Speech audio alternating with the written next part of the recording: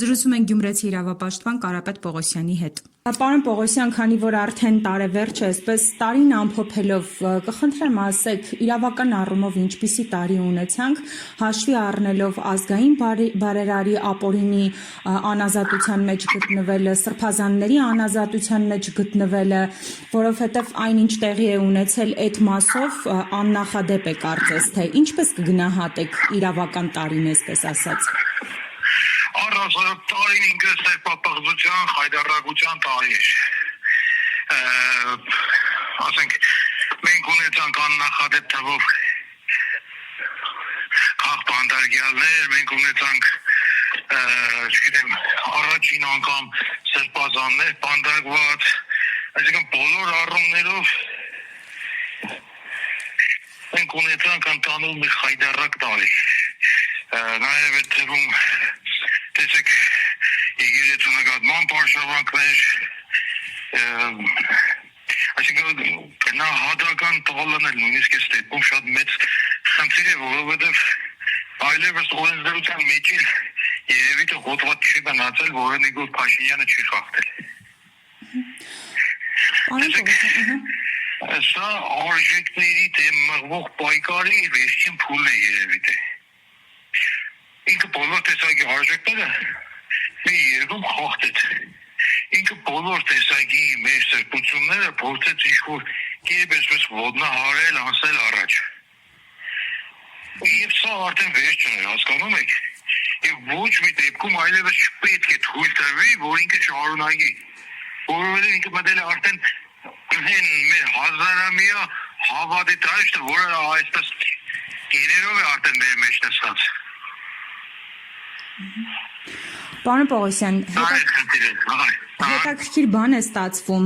երբ խնդրում ենք մարդկանց գնահատել տարին, բոլորը խոսում են կորուստների մասին եւ դրա պատճառը տեսնում են Նիկոլ Փաշինյանի ու իր կառավարության մեջ։ Հիմա եկող տարում ինչ պետք է անենք, որ այդ կորուստները չշարունակվեն եւ ըստ էության չլինի Նիկոլ Փաշինյանի կառավարությունը։ Առաջին հերթին պետք է զերծ մնանք մեր բոլոր տեսակի ավելորդ հավակնություններից։ Մեր բոլորի միակ հավակնությունը պետք է լինի Հայաստանի ժողովրդի փրկությունը, մեր եկեղեցու ամրությունը։ Պետք է բոլոր տեսակի տարաձայնությունները մի կողմ տնենք, որովհետև ցանկացած տարաձայնություն դա հավասար է դավաճանության արդեն։ Եվ ոչ մի դեպքում չպետք է փորձենք յուրաքանչյուրս զուտ մեր շահի համար առաջնորդվել։ Այդ Նիկոլ Փաշինյանը մի շատ կարևոր բան արեց, մեզ կարողացավ միավորել մեր եկեղեցու շուրջ։ Հետևաբար մենք հենց մեր վեհապարը շուրջ պետք է հավաքենք, որպեսզի կարողանանք այս իրավիճակից դուրս գանք։ Պարոն Պողոսյան, եկող տարին էլ այս տարվանից առանձնանալու է նրանով, որ ընտրություններ են լինելու, ըստ էության մեզ թեժ քաղաքական տարի է սպասվում եւ ոչ միայն քաղաքական։ Այդտեղ մեր խնդիրը հետ այդ ընտրություններին սպասելն է, կներեք որ ընդդադեց Եմա ջան։ Մենք չպետք է ընտրությունների եւ այս իշխանությունների օրակարգով շարժվենք, մենք պետք է մեր սեփական օրակարգ ունենանք։ Մենք պետք է օր առաջ սրանից ազատվելու մասին մտածենք եւ ոչ թե հերթական ընտրությունների եւ իշխանավորների բարեհոգության մասին։ Այդ ընտրությունները մեզ ոչինչ չի տալու։ Բացարձակապես դրական առումով մեզ ոչինչ չի տալու։ Ինքը ինչքան երկար մնաց, այնքան քաղ բանդարգյալները ավելի շատ են լինելու։ Այնքան մեր տարածքներից հողեր են զիջվելու, այնքան մեր հավատքի, մեր եկեղեցու նկատմամբ հարձակումներ են լինելու։ Հասկանում եք, սա խնդիրը տեղ է։ Մենք այս մարդու հետ մտել ենք մեր խաղերի, որի խաղի կանոնները ինքն է կրում, եւ այդ փոփոխում է յուրաքանչյուր վայրկյանին, երբ իր մոտ խնդիր է առաջանում։ Այսօր ամբողջ արևմուտքը այլևս դուրս է եկել մեր արժեքային համակարգի դեմ, նախապես ընտրությունների ելք է որոշում, ինչի մասին է խոսքը։ Մենք մեր սեփական ազգային օրակարգով պետք է առաջ գնանք եւ ամենակարևորը միասնությամբ։ Պարոն Պողոսյան, ինչու չենք գնում մեր ազգային օրակարգով եւ ինչու այդ միասնականությունը չկա։ Պատճառները տարբեր է։ Առաջին հերթին նաև պետք է հստակեցվի ընդդիմադիր եզրույթը։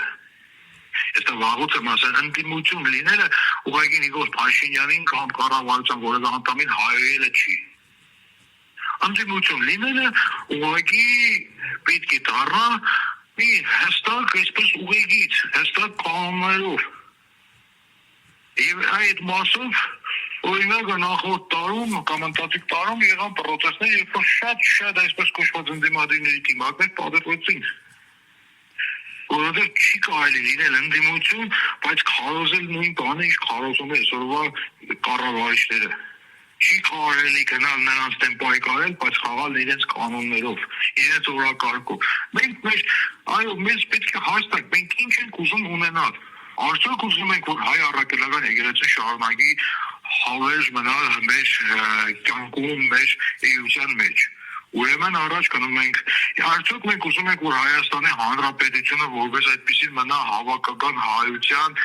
հայրերիկ, հավաքական հայության պետական կենտրոն,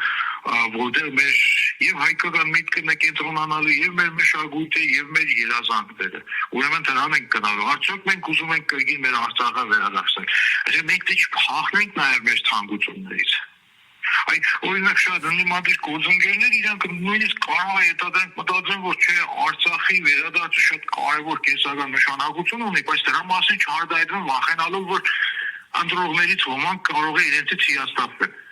Հետո հիասթափեն։ Մենք չենք գալու խաբելու համար, մենք գալու ենք ճիշտն ասելու համար։ Մենք չենք գալիս դժվարությունները, այսպես դժվարությունները խուսափելու համար, մենք եկանք այդ դժվարությունները լուծելու համար։ Հետևաբար առաջին հերթին մենք ինքներս մեր հետ անկեղծ պետք է լինենք, որ կարողանանք հստակ միավորվել։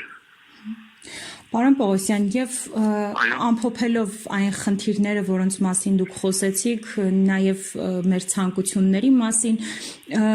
ինչ կցանկանաք եկող տարում։ Ձեր մաղթանքը կխնդրեմ։ Միայն հաղթանակներ։ Թեկուզ մի փոքր գյուղ վերցնենք հետ, դա արդեն կլինի հաղթանակ, որովհետեւ առաջ գնանք։ Եվ այդ ամեն ինչին հասնելու համար միայն այս սադանից ազատվել։ Ուրիշ ոչինչ, ինչ բարեմաղթանքները հիմա տամ, դրանք կեղծ կլինեն, քանի սրանք մնացել են այս երկրի։ Մինչև սրանցից չազատվենք, ոչ մի բան չենք կարողանալ արձանագրել։ Եվ քանի որ վերջի տարիներին միայն կորուստ ենք արձանագրել, հաջորդ տարի սկսենք այդ հաջողությամբ։ Շնորհակալ եմ մեկնաբանության համար։